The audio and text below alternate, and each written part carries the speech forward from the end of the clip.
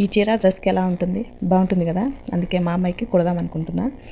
ఎందుకంటే రేపు మా అమ్మాయికి స్కూల్లో యాన్యువల్ ఫంక్షన్ ఉంది. మా అమ్మాయి అయితే నేను 5 సాంగ్స్కి డాన్స్ వేస్తున్నా, నాకు 5 డ్రెస్సులు కావాలి అని చెప్పింది.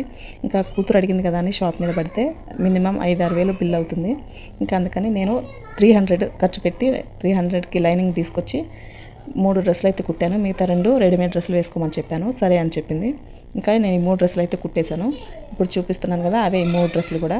వీటిలో మీకు ఏది నచ్చిందో కామెంట్ చేయండి. ఇంకా స్కూల్లో అయితే అందరూ చాలా మంచి కాంప్లిమెంట్స్ ఇచ్చారు. ఎందుకంటే మిగతా చాలామంది కూడా మాకు 4,000 ఖర్చు అయ్యాయి, మాకు 5,000 ఖర్చు అయ్యాయి అని అన్నారు. నేనైతే 1 రూపీ కూడా ఖర్చు పెట్టలేదు. అంటే లైనింగ్లకి 300 మాత్రమే. ఇంకా జ్యువెలరీ ఆల్రెడీ ఉన్నవి అయితే సెట్ చేసేసాను. చాలా మంచి కాంప్లిమెంట్స్ ఇచ్చారు టీచర్స్ కానీ పేరెంట్స్ కానీ. అన్నీ రెడీమేడ్వే. మీకు ఏ కలర్ డ్రెస్ బాగుందో కామెంట్ చేయండి. ఈ డ్రెస్లు వేసుకున్నప్పుడు ఫొటోస్ తీయడం అవ్వలేదు, ఎందుకంటే వెంటనే అయిపోయింది.